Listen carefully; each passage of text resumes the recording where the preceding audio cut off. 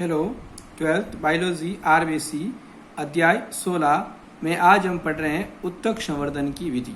उत्तक संवर्धन जिसमें पादप की कोशिका से संपूर्ण पादप प्राप्त किया जाता है, तो ये 4 चरणों में होता है। पहले चरण में कर्तोत्तक का चयन किया जाता है, दूसरे चरण में कर्तोत्तक का पूर्व उपचार, तीसरे चरण में कर्तोत्तक का सतही निर्जमीकरण और चौथे चरण में संवर्धन प्रक्रिया। तो हम पहला चरण शुरू कर रहे हैं, कर्तोत्तक का चयन। कर्तोत्तक का चयन है वो डिपेंड करता है हमारे प्रयोग का उद्देश्य क्या है, हम यानी क्या प्राप्त करना चाहते हैं। तो इसके लिए टेबल देखिए जिसमें हमने एक तरफ हमारे प्रयोग का उद्देश्य लिखा है और दूसरी तरफ प्रयुक्त कर्तोत्तक। जैसे अगर हम कायिक क्लोनीय प्रवर्धन करना चाहते हैं तो हमें कर्तोत्तक के रूप में विभज्योतक को छोड़कर पादप का कोई भी भाग काम में ले सकते हैं। क्लोनिंग के लिए प्रोरोसीस और कक्सस कलिका को कर्तों के रूप में काम लो। वायरस मुक्त पादप बनाना है तो शीर्षस्थ विभज्योतक को कर्तोत्तक के रूप में उपयोग करते हैं। अगुणित पादप का संवर्धन करना है तो परागकण या परागकोश या अनिश्चित अंडा। जीवद्रव्य संवर्धन के लिए इसके लिए सामान्यतः पर्ण काम में लें। त्रिगुणित पादप का संवर्धन करना है तो भ्रूण पोष का उपयोग करना चाहिए। कायिक भ्रूणोद्भवन के लिए पादप का नवनिर्मित अंग और कैलस संवर्धन के लिए पादप का कोई भी भाग कर्तोत्तक के रूप में काम लिया जा सकता है।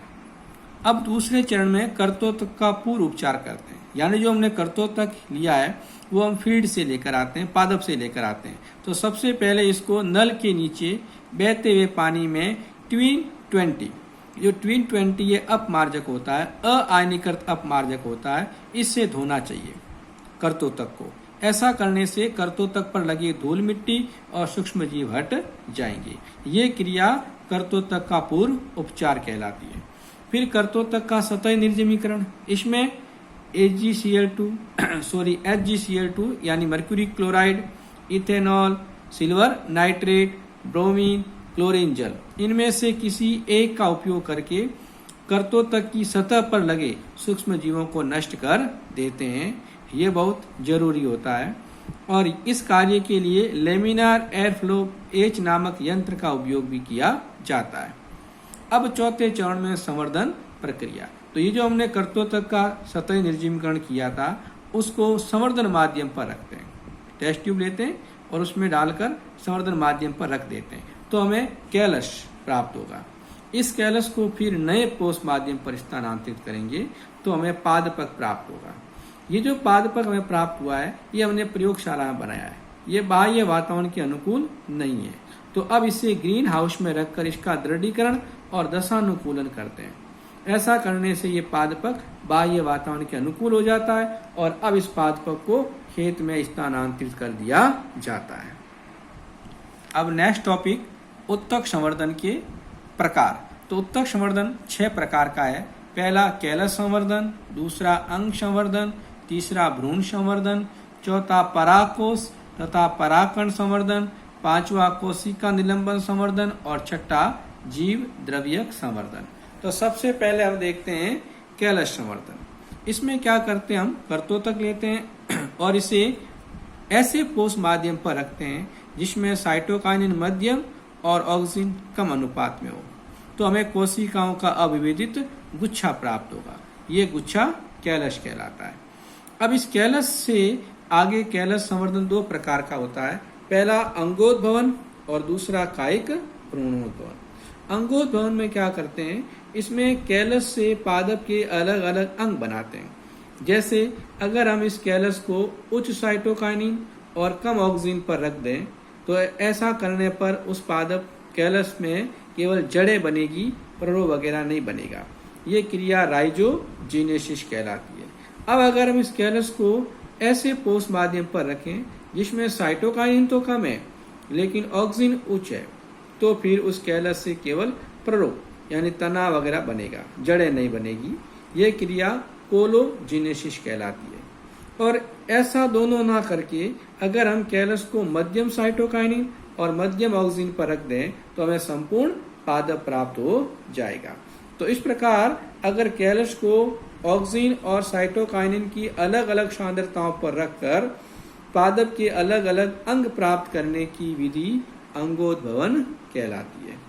तो कायिक भ्रूणोद्भवन में क्या करते हैं, ये जो हमने कैलस प्राप्त किया था, इस कैलस को अगर उच्च ऑक्सीजन सांद्रता पर या गाजर के निलंबन संवर्धन पर रख दें तो हमें अब कैलस से जड़ तना पत्ती प्राप्त ना होकर सिर्फ और सिर्फ कायिक भ्रूण प्राप्त हो जाएगा। तो इस प्रकार कैलस से कायिक भ्रूण प्राप्त करने की विधि कायिक भ्रूणोद्भवन कहलाती है। तो ये पहला प्रकार था।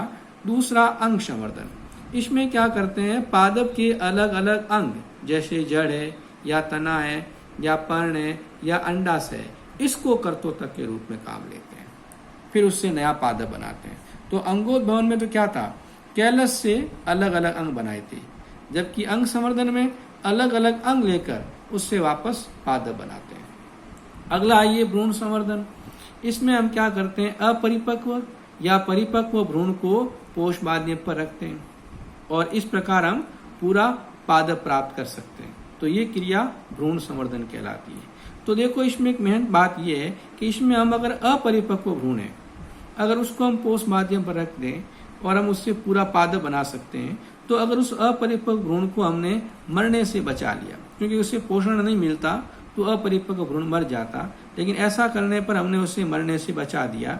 इस कारण भ्रूण संवर्धन को ध्यान रखना भ्रूण बचाव भी कहते हैं। अगला पराकोष तथा पराकण संवर्धन। इसमें क्या करते हैं, या तो पुष्प का पराकोष या पराकोष के पराकण लेते हैं। याद रखना ये अगुणित होते हैं, इनको पोष माध्यम पर रखते हैं। तो यहाँ पर पोष माध्यम पर समसूत्री विभाजन होता है, तो पराकण अगुणित थे तो हमें अगुणित भ्रूण प्राप्त होगा, और इस अगुणित भ्रूण को फिर और पोषण दे दें तो हमें अगुणित पादप प्राप्त हो जाएगा। तो ये विधि ध्यान रखिए, अगुणित पादप बनाने के लिए काम में ली जाती है। अच्छा, इस विधि का सबसे पहले प्रयास सीमाकुरे ने किया था, लेकिन अगुणित पादपों का सबसे पहले विकास भारतीय वैज्ञानिक शिप्रा गुहा मुखर्जी और सतीश चंद्र माहेश्वरी द्वारा किया गया था। तो ये दो वैज्ञानिक याद रखिएगा जिन्होंने सबसे पहले अगुणित पादप का विकास किया। अगला है कोशिका निलंबन संवर्धन।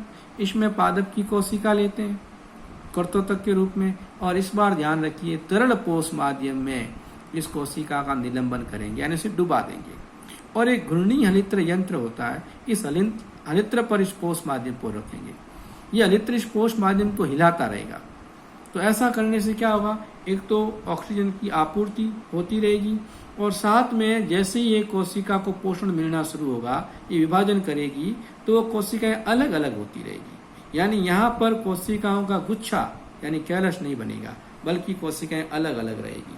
तो इसकी उपयोगिता क्या है, ये तब करते हैं जब हमें कोशिका से सक्रिय अणु प्राप्त करने होते हैं या उस कोशिका से द्वितीयक उपापचय प्राप्त करने होते हैं। लास्ट है जीव द्रव्य संवर्धन। इसमें कोशिका लेंगे और सबसे पहले कोशिका को सेल्यूलेज और पेक्टिनेज पर रखेंगे।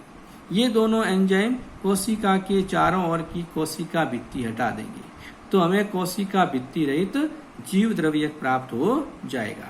अब इस जीव द्रव्य को अगर तरल पोष माध्यम पर रखोगे तो अलग अलग जीव द्रव्य प्राप्त होंगे, या अर्ध ठोस पोष माध्यम पर रखोगे तो कैलस प्राप्त होगा, और उस कैलस का फिर अंगोद्भवन या कायिक भ्रूणोद्भवन करके संपूर्ण पादप प्राप्त कर लिया जाता है। धन्यवाद।